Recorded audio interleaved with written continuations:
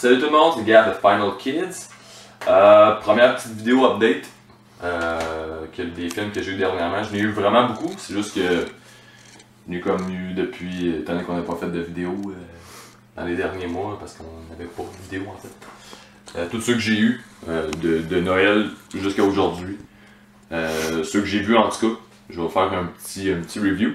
Premièrement, le dernier que j'ai eu, j'ai juste écouté deux sur ceux-là par exemple, c'est For All Night Marathon Horror Volume 2, dans l'ordre que vous voulez en fait. Scream Factory. Ouais, de Scream.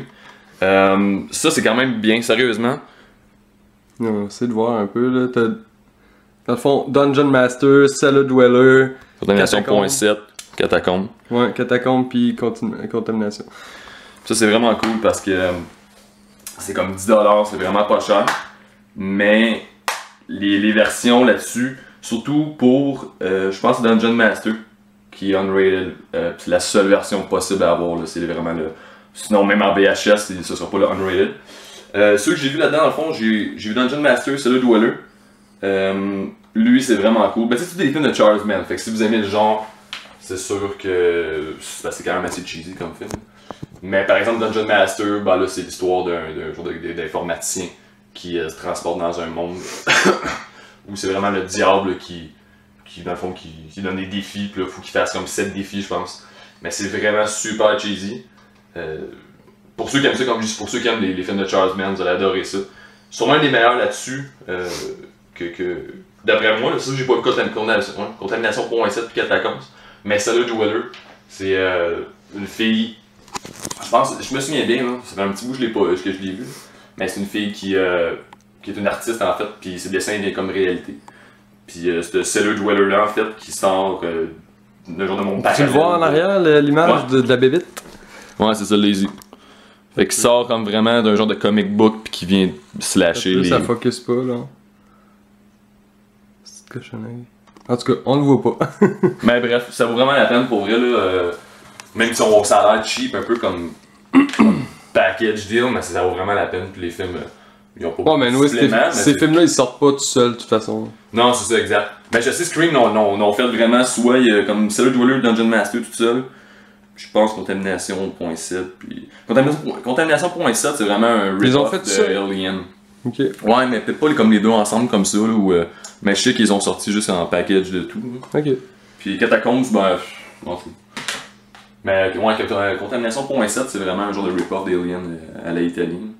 Puis sinon, j'ai les deux subspecies. Manque le 3 et le 4. Mais d'après moi, c'est pas mal les meilleurs, ceux-là. Fait que Bloodstones. Et puis le premier. C'est, si je me souviens bien, juste le nom. En fait, c'est vraiment une histoire. Moi, c'est Radu, qui est un genre de Dracula, en fait. Là. Puis, lui, en tout cas, il tue son père. C'est comme le genre de roi des vampires. Puis lui, je sais pas, comme une malédiction. Là, il est pire que les autres. Puis là, il veut vraiment avoir la Bloodstone qu'il appelle, qui donne un pouvoir comme incommensurable. Puis là, tout ça en fait, c'est vraiment comme un... D'après moi, c'est une histoire comme de vampire, une des meilleures.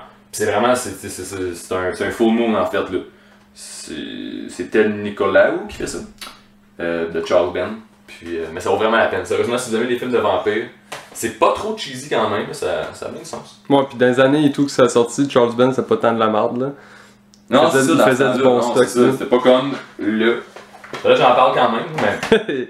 Le prochain, Ginger Dead Man, j'ai le 3 là, que j'ai pas vu. Avec Gary Busey. Avec Gary Busey. Puis c'est ça en fait, c'est ça, c'est Gary Busey qui est un genre de psychopathe, on le voit comme 5 minutes au début du film. C'est un genre de psychopathe qui meurt, qui tue du monde dans un restaurant. Il meurt. Après ça, je pense que c'est une sorcière qui a envoyé son sang. Puis là, ils prennent son sang, ils mettent ça dans le genre de pâte à biscuits, puis ça devient Ginger Dead Man. C'est quand même...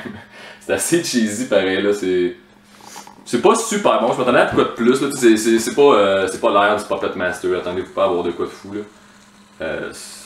C'est ça, Incubé. L'autre que j'ai eu, c'est Excision. J'ai été un peu déçu, je pensais que ça aurait été plus... moins bizarre que ça en fait, mais c'est trop étrange là. C'est une fille en fait qui une fille d'une petite famille bien normale, puis elle a genre des pulsions sexuelles, mais un peu sadiques. Elle rêve à ça, elle se fait plein d'affaires bizarres, puis c'est surtout sexuel.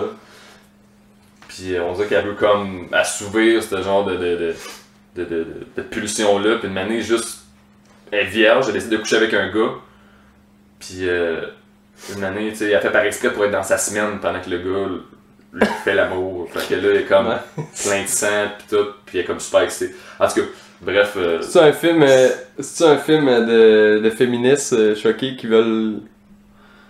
Non? Qui veulent faire comme putain, mes estis d'hommes, vous allez voir c'est quoi? Non, sérieusement, je sais pas. Si vous l'écoutez pis vous avez une opinion là-dessus, ben, dites-moi là, j'ai pas cherché à catcher, on dirait là.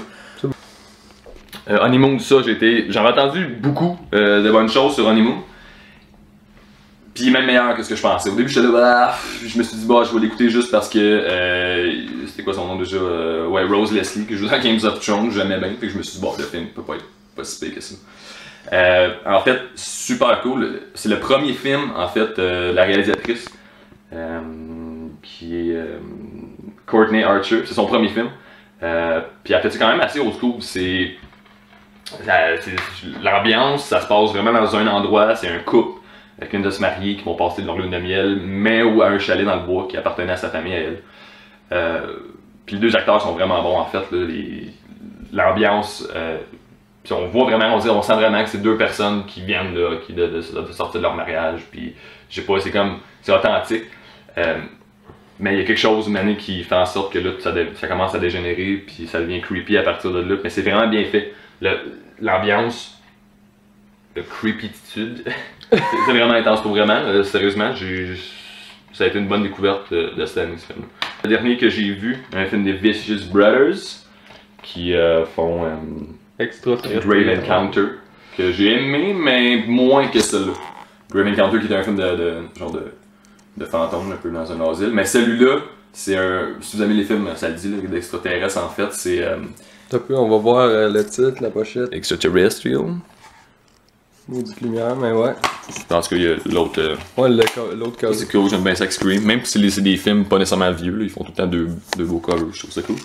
Ben sinon, c'est ça, c'est un film d'extraterrestres, mais pas comme on est habitué de voir. Là, on voit vraiment, c'est pas comme des hommes gris qui arrivent, pis que tu sais pas trop ce qui se passe, ils se font juste raper dans le ciel, pis ils se font enlever. Non, c'est carrément, il y a comme un genre de rencontre avec les extraterrestres, mais ils viennent à se battre carrément contre eux autres. Fait que il y a comme une action certaine qui se passe là-dedans là, qu'on voit pas habituellement dans les films extraterrestres.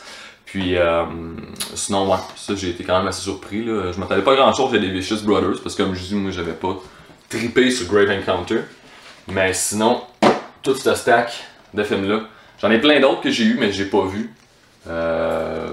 Parce que j'ai pas le temps.